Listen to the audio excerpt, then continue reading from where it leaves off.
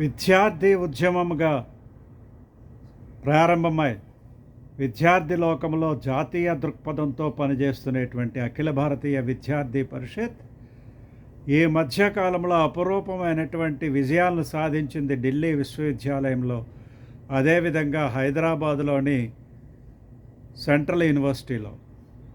ఈ రెండు యూనివర్సిటీలకు ప్రత్యేకత ఏమిటి అంటే,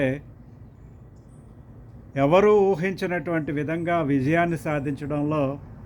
అఖిల భారతీయ విద్యార్థి పరిషత్ అగ్రభాగాన నిలబడడానికి ప్రధాన కారణం ఏంటంటే, ఢిల్లీ విశ్వవిద్యాలయం అనేటువంటిది సెంట్రల్ క్యాపిటల్, హైదరాబాద్ విశ్వవిద్యాలయం సెంట్రల్ యూనివర్సిటీ అనేటువంటిది సెకండ్ క్యాపిటల్గా పిలువబడేటువంటి హైదరాబాద్ సెంట్రల్ క్యాపిటల్గా పిలువబడేటువంటి హైదరాబాద్లో ఈ సెంట్రల్ యూనివర్సిటీలో గెలవడం అనేటువంటిది ఎప్పుడు కూడా అడుగు పెట్టడానికి వీల్లేనటువంటి, అంటే జాతీయ ఉద్యమాలకు నిలయం కానటువంటి ప్లేస్లో అఖిల భారతీయ విద్యార్థి పరిషత్ అనేటువంటి ఒక జాతీయ విద్యార్థి సంస్థ విజయాన్ని, అందులోనూ ఘన విజయాన్ని సాధించడం అనేటువంటిది, అందులోనూ కాంగ్రెస్ పాలనలో మరీ ముఖ్యంగా కమ్యూనిస్టులు కాంగ్రెస్లు ఏకమై పోటీ చేసినటువంటి సమయంలో,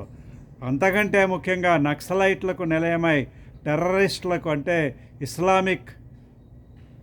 మతవాదులకు నిలయమయ్యేటువంటి హైదరాబాద్ సిటీలో ఈ విధమైనటువంటి ఘన విజయాన్ని సాధించడం అనేటువంటిది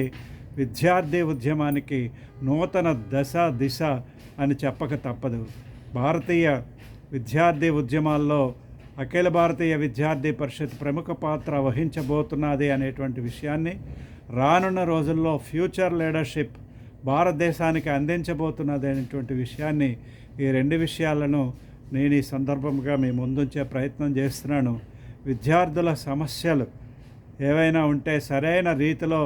రిప్రజెంట్ చేసుకోవడానికి